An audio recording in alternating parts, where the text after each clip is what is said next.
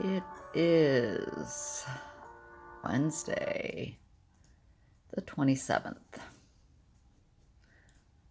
I vlogged yesterday, but I didn't put it up because it was kind of all over the place. So today I'm going to try to make it more sensible.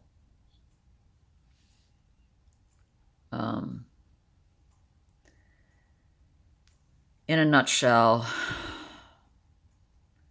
yesterday was a huge, long day of reflection on my past.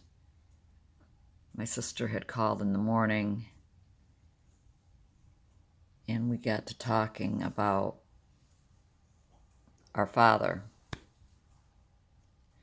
I'm sure in past videos or vlogs I've explained the situation with this sociopathic, narcissistic man who abandoned his family when we were young and led a crazy, crazy life. And I'm going to tell you the story here and now. Maybe not here, and maybe not now, but later on, because it's still too early.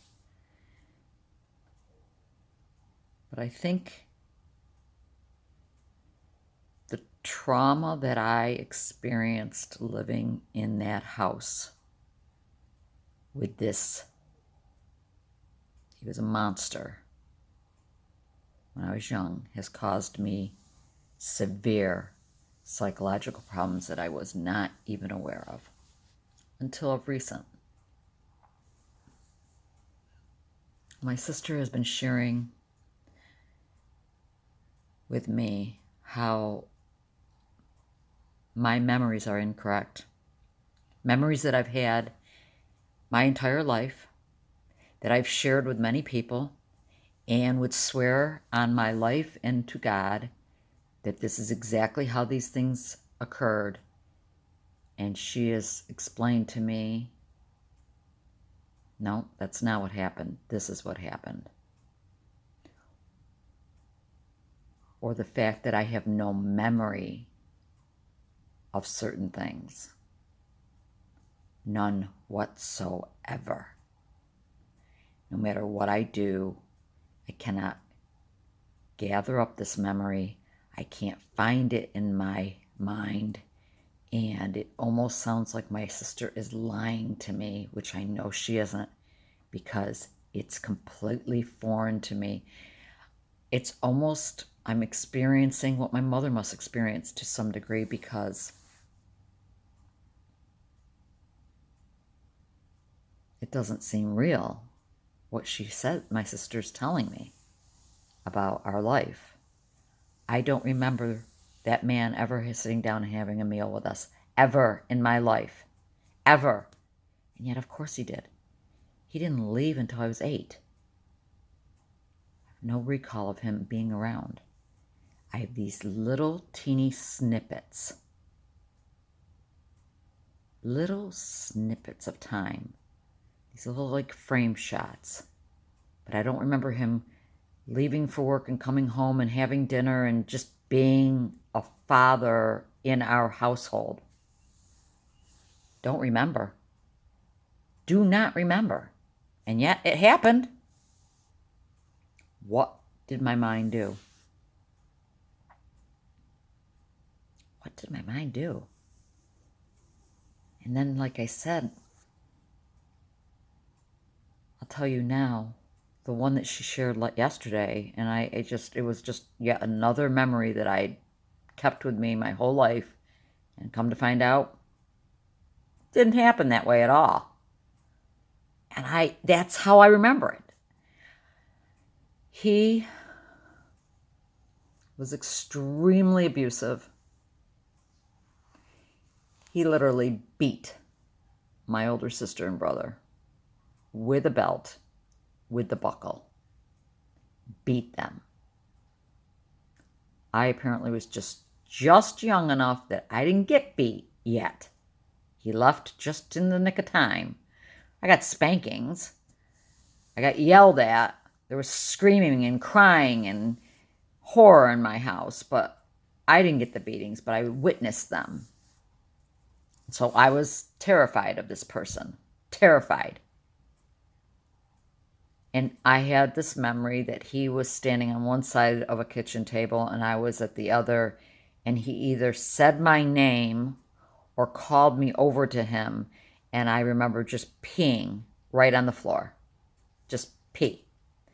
And in my mind, I remember that there was other adults around, and they all started laughing. And I've told this story a billion times to people when they would say, did you ever have a father? You never talk about a father. And I'm like, yeah, there was a monster that lived in my house for some time. And I was so afraid of him that he would say my name and I'd pee my pants. But I recall this incident of being in the kitchen and peeing on the floor and adults laughing. And my sister said, nope.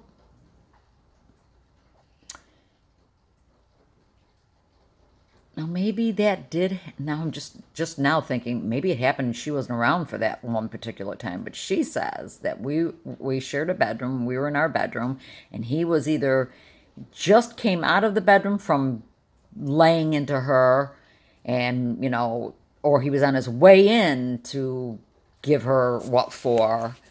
And she said, and you were standing in the bedroom and you peed all over the floor. And she goes, but there was no one else around. It was just you, me, and either he was coming or going, but that was it.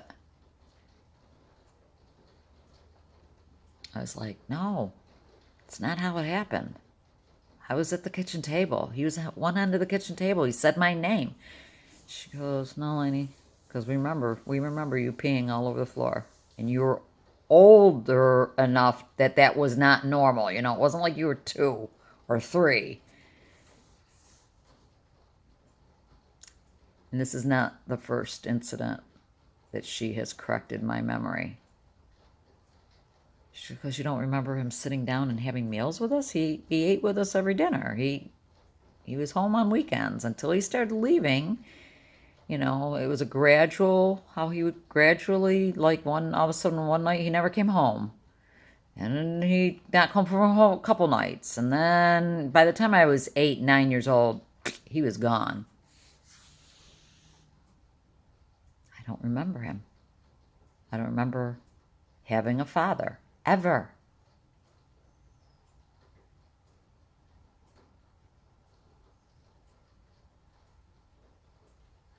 And so it freaked me out.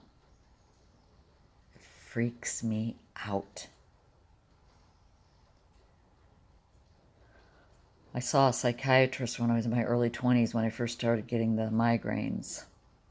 And they couldn't find a cause for the symptoms. They didn't really understand migraine variant syndrome, which I was getting numb on the side of my face, tingling, visual disturbances, a lot of different weird symptoms. And it was suggested to me by my general practitioner that maybe I should say a psychiatrist, because of course, that's what they turn to. It must be all in your head. Can't be organically made. Lo and behold, it was migraines. And maybe even at that point, Lyme. Who knows? But anyway, I went to see the psychiatrist in my early 20s. So once. I cannot tell you what was discussed in that first session. I recall him referring me to as Little Lainey. How did that make Little Lainey feel? And at that point, I wasn't going by Lainey. It was a nickname, but I wasn't going by it. And my name is Elaine. I never shared with him that was a nickname or anything. And when he said Little Lainey, it freaked me out. Like, how would you know that was my nickname at home? Because nobody else called me that. But at the end of the session, he said, well, I'm going to have to see you 2 to 3 times a week. Now, I knew nothing about psychiatry at this point. Nothing. Zero. Nothing. But I did know that 2 or 3 times a week was a little excessive for anything. was like 2 or 3 times a week. What? We have a lot of work to do. And this is ad lib. I don't remember his exact words, but basically, you have got humongous issues. There's a lot of work to be done. You have had a lot of trauma. And I walked out of there. They had set up the next couple appointments, and I walked out of there going, ain't going to happen. Never going back. Missed the appointment. They called, asked why. I said, I'm not coming back. Cancel the, well, the doctor's going to want to talk to you. Nope, not going to talk to the doctor. I'm not coming back. Cancel the appointments. That's the end of that. Because it was like, no, what are these people, what is he talking about? I'm not crazy. People have had it a lot worse than me. I wasn't raped. I wasn't starved. I was not beaten. What are you talking about? Guess he was right. He must have been kind of right. Because my brain has blocked out huge chunks of my life. That no matter how hard I try talking to my sister, it does not come back to me. I told her yesterday during our conversation, I said, I know you're not lying to me, but I'm going to be honest. My mind is telling me you are. My mind is saying that's not true. That's not how it happened. She's 5 years older than me. She was the one who was getting beat. He, in one point of violence, threw her across the cellar floor, and she slammed into a pole and broke her 2 front teeth. Rushed her to the hospital, and the whole way to the hospital, she was being told, don't tell them what Dad did. You tripped and fell. Don't tell them what Dad did.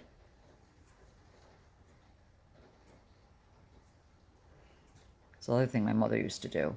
Don't hit him in the face, Dick. That's his name, Dick. Good name, huh? Richard J. Dick. Don't hit him in the face, Dick. Don't hit him where it will show. My mother. So I'm going to come back later and tell you the history of my father, just for my purposes. You don't have to watch this video. You can just say, I don't really care about this. This has nothing to do with Lyme. This has nothing to do with our medical situation. And it doesn't. This is just for me. So I'll put that up on the title somehow. My memory lost and my history. But someday, if my kids ever watch these, I don't have any of my family watch these. I don't have any of my close friends. No one that I am close to other than 2 people that I've met through all this. Well, some of the other people I've met. Okay. One friend that I had prior to Lyme diagnosis and any of this, I've known her for years and years and years. She is the only one that watches this. She is the only one that is allowed to watch this. I do not tell my kids. My husband knows about it, but I don't think he's ever watched it. I don't want my close friends, past friends. I don't want anyone watching these. Partially because I guess I'm embarrassed to be so sick. So I'll come back on and try to give you a little bit more update of my father, the monster. Okay, I'm back. Can't take my walk outside. It's pouring rain, although I do have to walk outside to get to my mother's because I have paperwork to be filled out and faxed to different agencies in regards to getting her into a nursing home. So I'll be walking in the rain. a good mile and a half. Anyway, so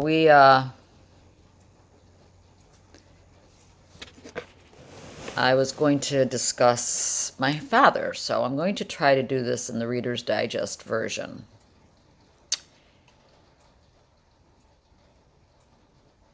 Let's see, I'll start from the beginning. I don't know how early in my mother's marriage he started having affairs. We have no idea. But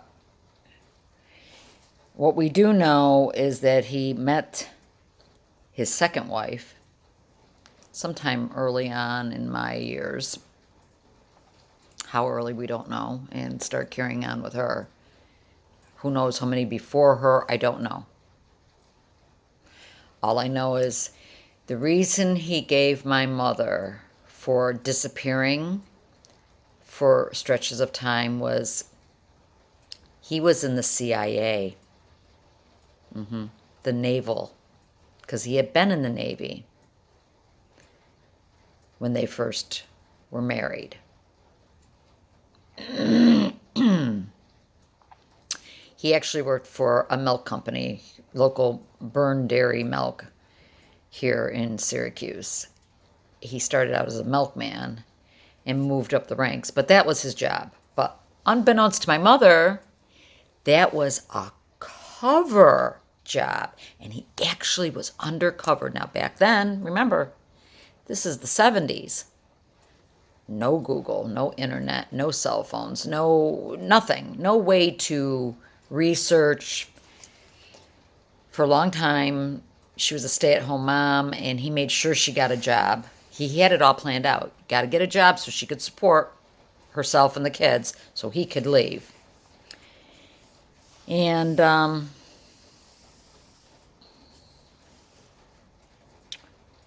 at some point, she did catch him red-handed. We were in the car. We were driving somewhere going apple picking, and she saw his car parked at a golfing range. He was an avid golfer, and she left us kids in the car and came back distraught and crying and dropped us kids off at home and took off. I guess she went to my aunt and uncle's, and she knew the truth. She finally knew the truth. But in that time frame, she had gotten saved and had believed God was going to bring him back to her. So she didn't do anything. She did nothing. She knew he was cheating on her, but she also believed that he was in the CIA. So I don't know, at the age of when I was about 18, 1977, 18, she finally buys a vowel or a clue and divorces his butt. And he marries the second wife because he would have never divorced my mother. He liked it the way it was, apparently. I don't understand. I'm just telling you the way it was, from what I understand. Marries the second wife. Her name happens to be the same as my older sister's name, Sharon. Sometime in that time frame, while he's carrying on with the second wife before he's married to her, married to my mother, he meets his third wife, Yuda. This is 37 years ago, okay? He meets her and is carrying on with her too. 3 women, married and 2 on the side. Gets divorced, marries the second one, but continues to carry on with Yuda. Doesn't give her up. Now the second one knows his game. Doesn't believe he's in the CIA, knows he works for Byrne Dairy. They start their own business together, a franchise with a local newspaper, blah, blah, blah, blah, blah, blah, blah, blah, blah. But Yuda, on the other hand, is being told he's in the CIA, and that's why he disappears and never shows up and can't be seen for holidays. And again, she, very naive, very in love, believes everything he says. He clearly tells her that if she was to ever get involved, her family, which just consists of her father and mother, she has no children, never has had children, never been married, their lives would be in danger. That's how undercover he was. She never knew where he even lived. She never followed him. I said, oh my gosh, how? When I first met her, I thought she was an idiot. I'm like, are you an idiot? You never got in your car and followed the man? No, I believed what he told me. I'm like, wow, you are wacko more than he is. I don't think that anymore. I try to understand. I in the deepest part of me, I don't understand because I would have been on him like white on rice, but neither here nor there. They carry on and carry on and carry on until number 2 wife catches him on the phone with his mistress, Yuta. And she figures it out and follows him and finds out he's been cheating on her, and she divorces his butt. Well, now he comes to Yuta. Because the whole time he's with Yuta, she'd asked periodically, like, are you sure you've never been married? No, I've never been married. I have no children. I never want children. Again, this is very condensed version. There's so much more involved into the story. But now he's ready to settle down because, he's older now. Now he's in his late, 50s. He's got to be in his late 50s, and he's done messing around, and he needs to settle down. But the lie still, and now he's retired from the CIA. Yuta never knew he worked for a milk company. Never. She believed that was his full-time job. He carried a gun. Whenever they'd meet up, and it was very clandestine, they had to meet in certain bars, and they always had it, and he could go back to her place, but never could she see where he had to go because top secret. Didn't know anything about his family, nothing. He did at one point tell her his mother's name, and when his mother died, and she saw the obit in the paper with Richard John Fowler under her name, she cut it out and brought it to their next meeting, and he said, I'll throw that away. It's a cover story. That's not my mother, and she didn't really die. The woman died. I was there. That's not really my mother. It's a cover story they put in there for top secret reasons. What in the name of all that's holy? Can you believe what I've told you so far? I'm sure you can't. Who could? This is a book ready to be written. So, they get married, and they go on their happy little life. Until, lo and behold, sunshine shows up on their doorstep. My sister had hired a private detective because she just wanted to know if he was still alive. That's all she wanted to know. We had never seen him, heard from him for, 40 plus years, and just was curious. And I get a phone call one day out of the blue, and this was how many years ago? Ooh, 5 years ago? I want to say 5 years ago. She calls me and says, you might want to sit down. I found Dad. Of course, I never wanted to refer to him as Dad. He was RJ, and he lives in a place called blah, blah. I'm not going to name the areas. And my daughter lives in that community. I was like, wait a minute, what? Tierney lives in that community. Oh, well, then would you know the name of this street? And I'm like, oh my gosh. Literally, it is around the corner from where my daughter lives. Here is he. Here is my daughter. You come out their street, walk down a street, come down, and there's my daughter. That's how close they live together, near each other. And she started giving me the information about his wife, Yuta, and her company that she owns, and all this information. And now what do we do with it? We don't know what to do with it. I'm going to fast forward over some stuff. So nothing, because of some things that transpired, we just let it go. We decided, once we were going to go and confront Yuta at her place of business, but this poor woman, we don't know what she does know and doesn't know. I mean, we're assuming she knows, but we don't know, and go and confront. And then, I don't know, 2 years go by, and I decide, because had been praying about it, because I had such anger and hostility, and I was vile towards him. And I realize this is just killing me. This is doing nothing to him. So I write him a long letter. Whew. The first couple pages, I ripped him a new asshole. Sorry, forgive the language, but that's what I did. I ripped him a new one. I went up one side of him, down the other. You piece of, where do you get off? How could you do this? What is wrong with you? Blah, blah, blah. But then I ended on a good note. But here's the good news. I've gotten saved. And through Jesus Christ, I am to forgive you in order to be forgiven. So I am giving you one opportunity to make things right before you die, because none of us are guaranteed tomorrow. And I go into this forgiveness, and this is your chance to make things right. Okay. So he calls me. I give him my phone number, and he calls me, and yeah, I'd like to meet with you. Well, so I show up to meet with him, and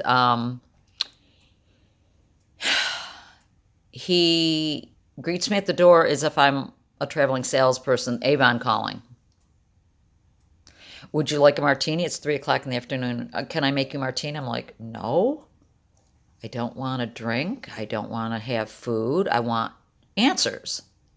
I came here for you to make things right with me. Tell me where the blankety blank blank blank you have been for 40 blankety blank blank years, and what is wrong with you that you would do this, and what have you been doing? Because I didn't know anything of, I found out all the history between the second and third wife after the fact. And his words to me and just no emotion. It's all in the past, and I'm not going to talk about it. It's all in the past. And I'm like, what are you talking about? That's why I'm here. No, I'm not going to talk about it. I said, well, then I may as well leave. I didn't come here to sit and have you make me a martini. I came here for you to talk to me. No. At that point, his wife comes home from work, and she has read the letter. Imagine, this woman knew nothing, and her mind is probably blowing up, and she comes in very upset. And how many of you are there? Because he wouldn't even tell her how many kids he had. He said, well, let's see what Elaine tells us.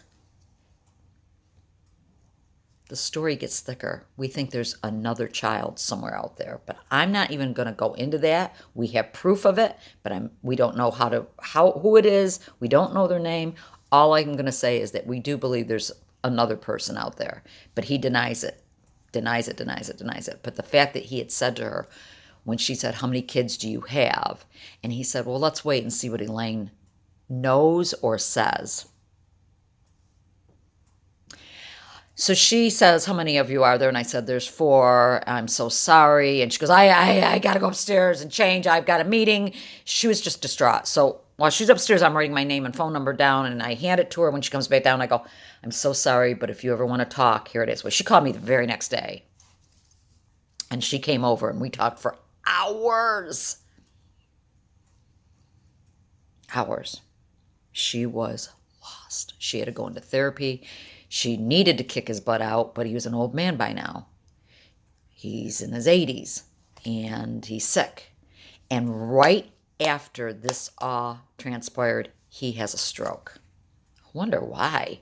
Geez, you think the stress of being confronted with reality? He has a stroke and has a very long recovery, and now he can't really speak and think right. And any chances of me of ever getting the real truth out of him was shot after the stroke, but he wouldn't have anyway.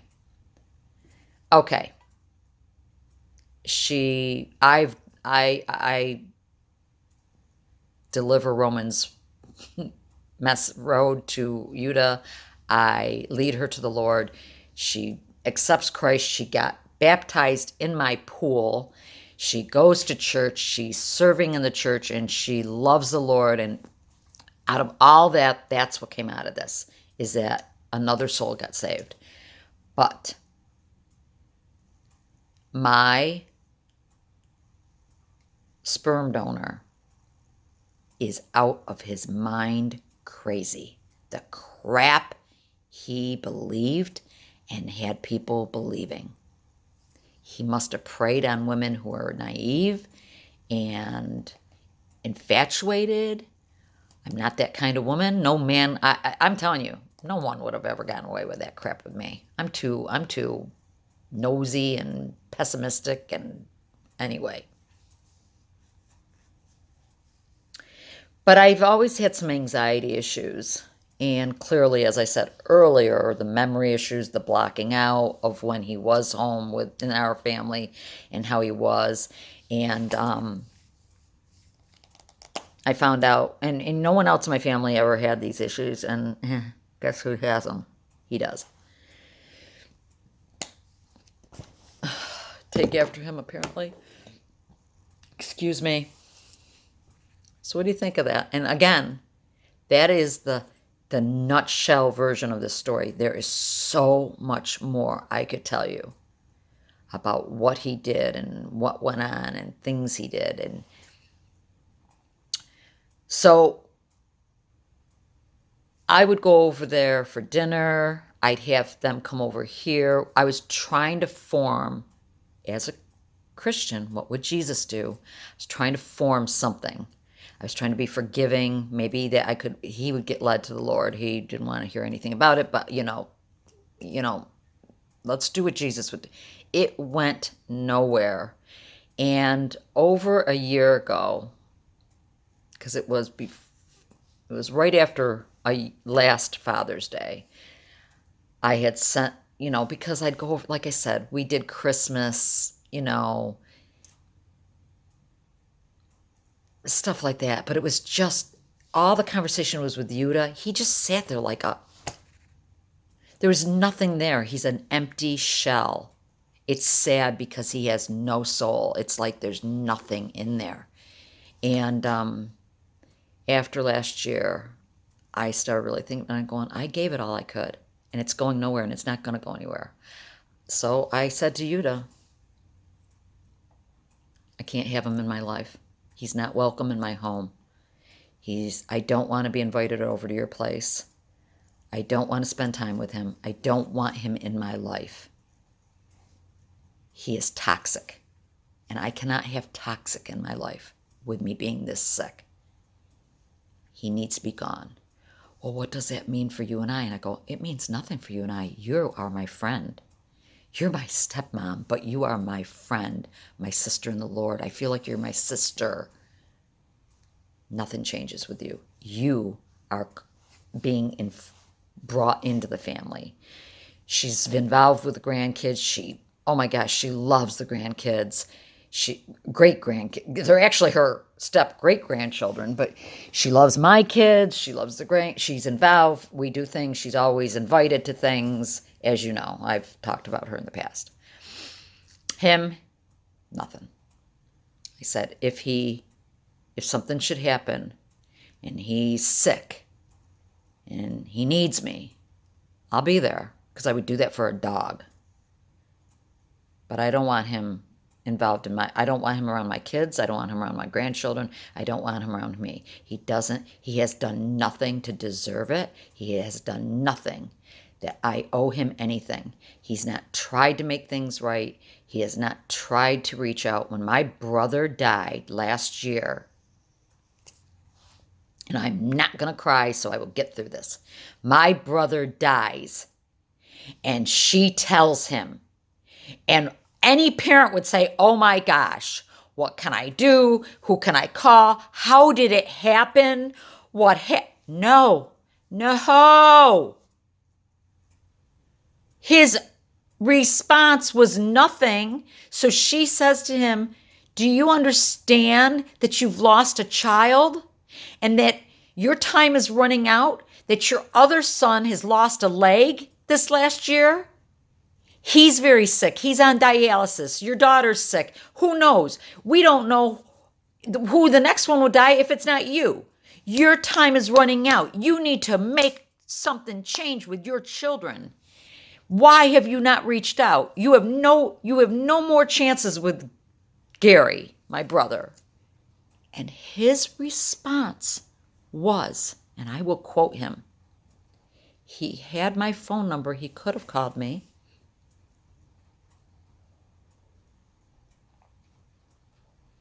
He could have called me. Monster. He's a monster. And I don't wish anyone to burn in hell. But if he does, he'll deserve it.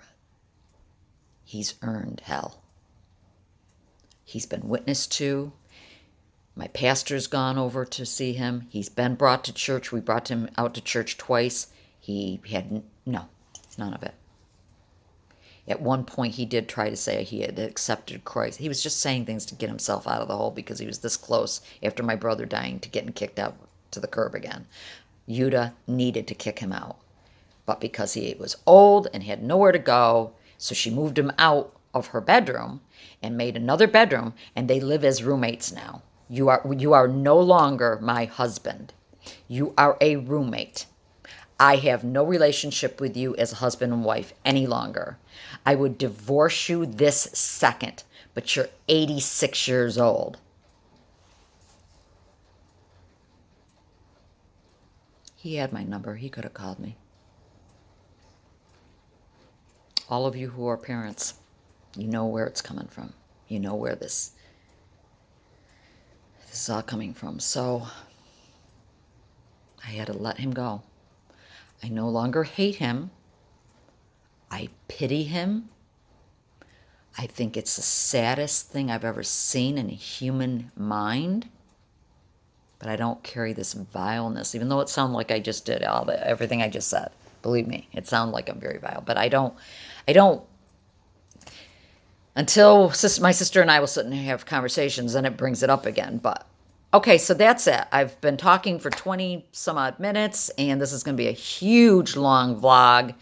I just wanted to put this out that people have told me you need to write your story. Your story is so unbelievable. Oh, the gun? Oh, I forgot to tell you about the gun. I'm sorry, this is going to be such a long vlog, but the gun? So, when all this happened with my brother dying and her wanting to kick him out again, and by the way, in between, after that, he fell and broke his hip and he was in the hospital, and I was there for that to support Yuta. But then after that, I did go and see him in rehab because he said he was ready to come clean because Yuta was saying, you're out, and his back was against the wall. But when I went to meet with him, I videotaped the whole conversation we had, 2.5 hours, and he just talked me in circles. He never really gave me any real answers. But the gun, so she decides I need to find this gun that he's had ever since I've known him. So she goes searching for it while he was in rehab. The gun that he had in a little holster under his suit jacket, because he always dressed tie, suit jacket, always looked like he was Secret Service. It's a BB gun. I know. Are you laughing? Are you laughing? Because when she called me, I almost fell on the floor laughing. I was like, are you? And she goes, the whole time, I thought it was a real gun. He was carrying a BB gun to make it look like he had a real gun.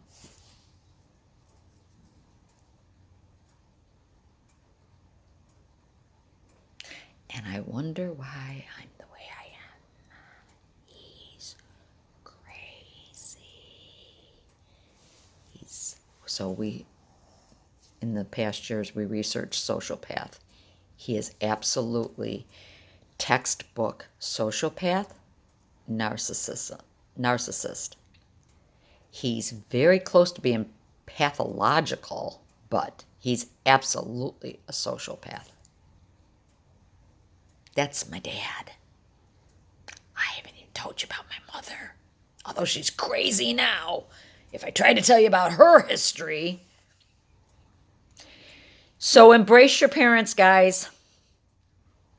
If you grew up with a mother, what mother means, what if you looked up at the definition of mother and you actually had that, and you had a father, and if you look up the definition of father and you actually had a mother and father, get on your knees right now and thank God.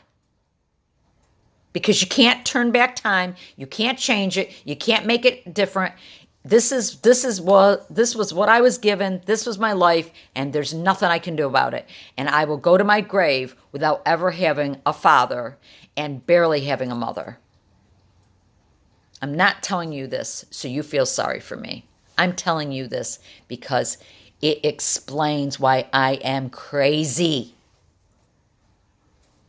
And Lyme disease or whatever, chronic Epstein-Barr virus, benzo, withdrawal, tolerance, whatever has gone into my brain and my body,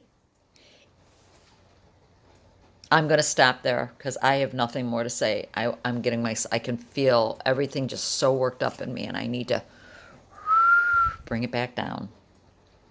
I don't know if I'll come back on. I have to go over to my mother's later in the rain. Got to walk.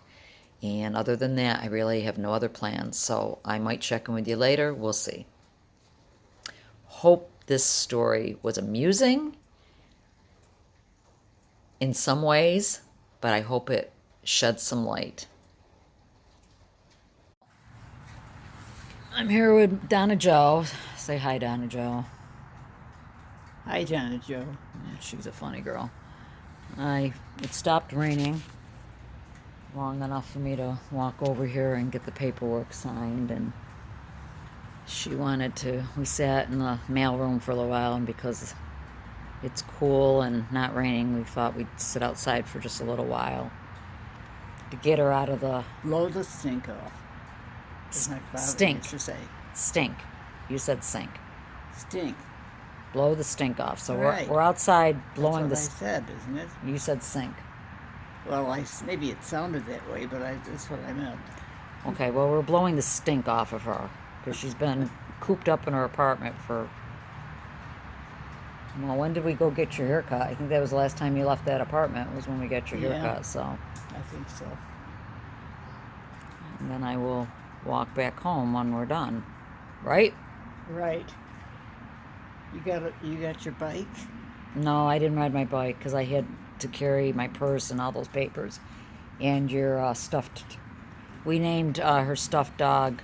What'd you name your stuffed dog? Buttons. Because she used to have a dog named Buttons. Her last dog's name was Buttons. So we named the stuffed animal Buttons. And she's gonna... Better that than Hey You. Right. So she'll be hugging Buttons when she gets scared and lonely. Alright, just thought I'd let you see what we're doing. Woohoo! Day is done. I just ran out to the grocery store, and picked up a bunch of stuff. And I'm home and I'm done for the day. So, that's that. Hope I didn't bore you with my story this morning. I just felt like I needed to get it out and say it on film. So I'll be there for years to come. Okay. Lord willing, we'll see it again. God bless. Take care. Oh, prayers up for my grandchildren. My grandson was at the doctor's all day today, my youngest, the 19-month-old. They were very concerned with the sounds of his lungs. Found out he had strep, which is unusual for a child his age, but he has strep, and no doubt it will spread throughout the other kids. But my daughter, they had to do a chest x-ray on him, and she was there from 11 o'clock until 3:30. And she's a mess. So if you think about it, I'll send a little prayer up for my grandbabies. No, excuse me. God bless.